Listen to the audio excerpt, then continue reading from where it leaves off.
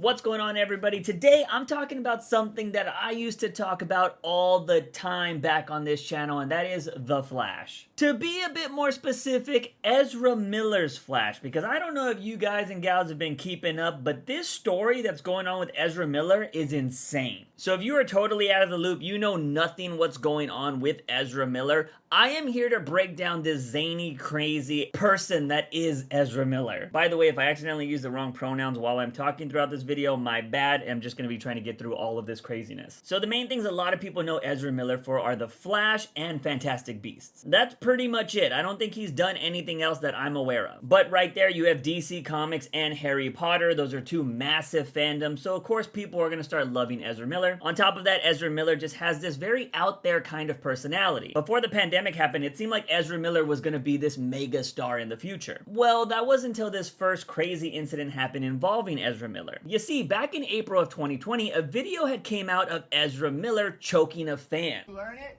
Did you want to fight? Is that the deal? Whoa, bro. Fight?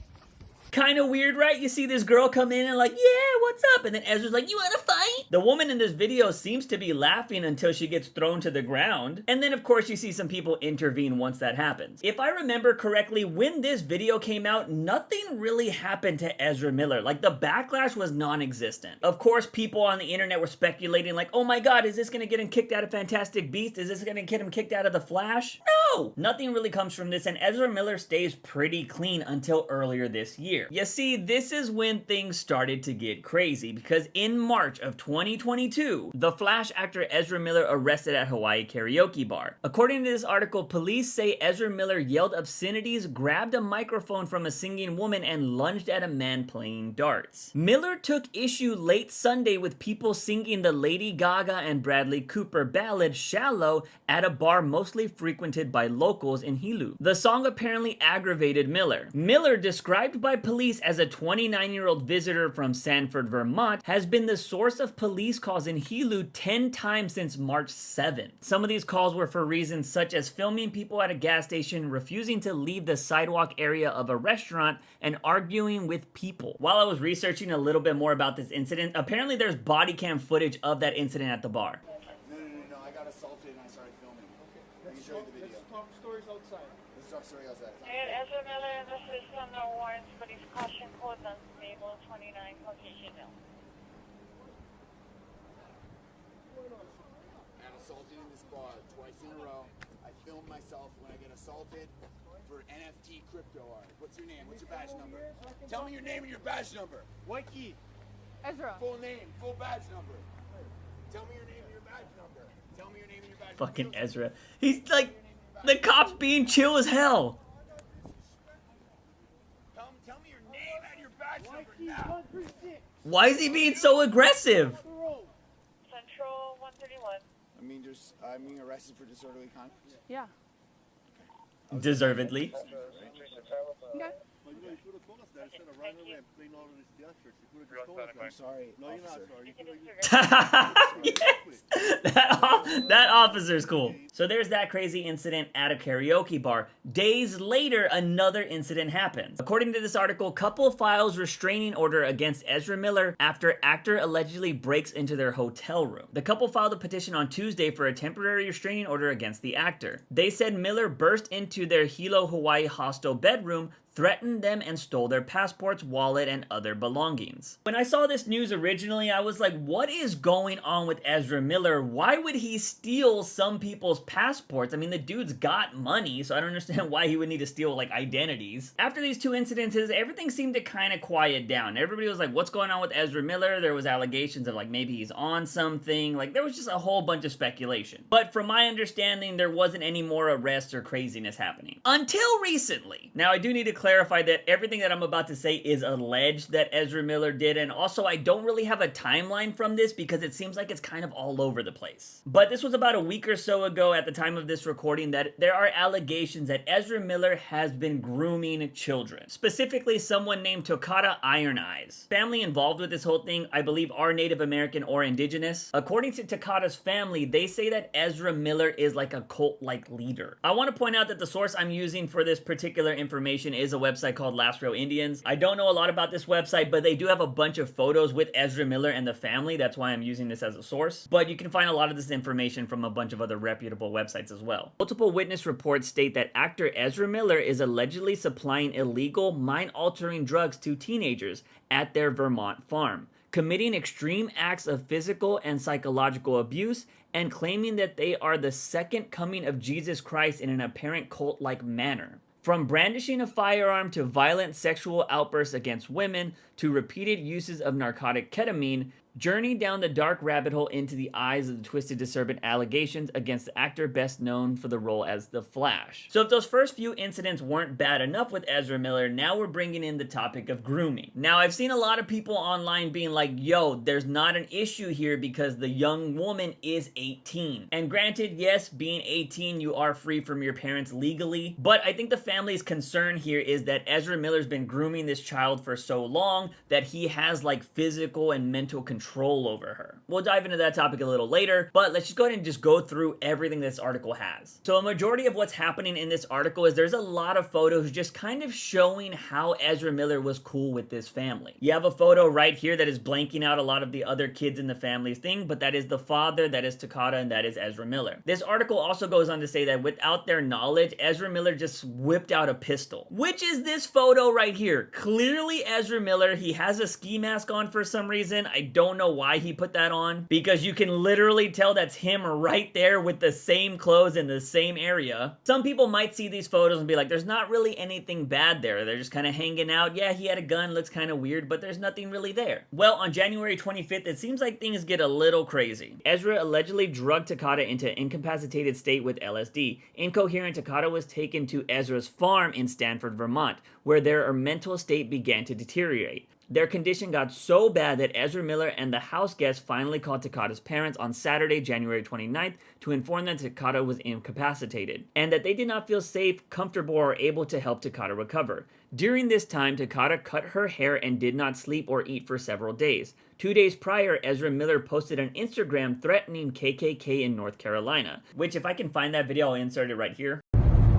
Hi, this is Ezra Miller, aka the Bengal Ghouls, the Mad Goose Wizard, and this is a message for the Beulahville chapter of the North Carolina Ku Klux Klan. Hello, first of all, how are y'all doing? It's me. Look, if y'all want to die, I suggest just killing yourselves with your own guns. Okay? Otherwise, keep doing exactly what you're doing right now, and you know what I'm talking about. And then, we'll do it for you if that's really what you want. Okay, talk to you soon, okay? Bye! During this episode, Ezra reportedly transported an unknown supply of firearms and ammunition from Vermont to North Carolina for a potential confrontation with the KKK. Tokata was compelled to go along and was subjected to the heightened anxiety, impending violence, firearms, drug use, and overbearing fear of armed situation. That particular paragraph is a little alarming if there is some like cult-like thing going on with Ezra Miller and he's buying firearms. I mentioned this on my Batman News Weekly podcast this week when we were talking about Ezra Miller, that Ezra Miller could easily be the far left crazy radical type of person. We often only hear about the crazy right radical type of people in the news. Either way, political party doesn't matter. We should be concerned about people that are doing stuff like this. The article continues by saying Sarah Jumping Eagle and Chase Iron Eyes, these are the parents by the way, flew to Vermont on January 30th to rescue Tokata from Ezra Miller's farm, which they did successfully January 31st. Tokata was still incapacitated and unable to stay in this world, but agreed to return home with their parents. Tokata did not have or know the whereabouts of their bank card, driver license, Standing Rock tribal ID, passport, phone, most of their clothing, car keys, or any other items needed to navigate their life independently. Tokata's parents noticed bruises on their arms, legs, and left facial cheek. As Tokata left Ezra's house, Ezra sent text messages to Tokata's mother asking her to bring Tokata back to the house, saying that Ezra would get a full mental health staff to be available at the farm 24/7, and that Ezra would leave if Tokata's parents wanted. On the return trip to South Dakota, Tokata's parents discovered several bruises on Tokata's face, forearms, and wrists. A witness to the abuse verified that Tokata's parents that these bruises were caused by Ezra when at their Vermont home. They pinned Tokata down because Tokata would not answer a line of inquiries put forth by Ezra. The witness thrust themselves between Ezra and Tokata to physically break grasp between Tokata's body. If you look at this photo right here, you can clearly see bruises around the arms. This article goes on to say that Ezra Miller broke into Tokata's friend's house and stole Tokata's computers, passport, driver's license, keys, and cell phone. I don't know if the friend was the one that had all of this stuff, but that's just what the article says here. There's a lot that's in this article that is just details of day-by-day kind of stuff, so I'm gonna go ahead and link it in the description if you guys want to read it all. But according to this article, there was a moment where Ezra Miller did get in a confrontation with Tokata's mom that resulted in Ezra Miller slamming a car door on the mother's arm a few times. This is apparently the photo of the aftermath. There's another photo right here of a close-up. According to the article, this happened on May 29th of 2022. The next update that we got in this whole saga was actually a post from Tokata on their Instagram. I'd like to make a statement to acknowledge the tragedy that is the narrative of the general public and the assumption made on the behalf of my family and friends regarding my stability and otherwise. I dropped out of Brad 5 months ago. My friend and comrade William passed shortly thereafter. My mind was incredibly impacted and I've needed space and time for the processing of grief. My comrade Ezra Miller, for the entirety of the aforementioned era, has only provided loving support and invulnerable protection throughout this period of loss. People online are using this to kind of defend Ezra Miller and be like, see, she's fine. But Tokata's family kind of calls bullshit on this whole situation. Tokata's parents told people that Tokata doesn't have a phone and that they doubt whether they wrote that statement. I mentioned on my Batman podcast that this could actually go two different ways. If Tokata doesn't have a phone, Ezra Miller has money and could buy a phone for anybody. So I don't think that's such a big deal there. But at the same time, if these grooming allegations are true, and Ezra Miller does have some kind of control over this person, then it is very possible that they're like, hey, I need you to go on your social media and say you're okay because everybody kind of thinks I'm crazy and that I've kidnapped you. That isn't out of the realm of possibility here. So that's kind of the last update we got until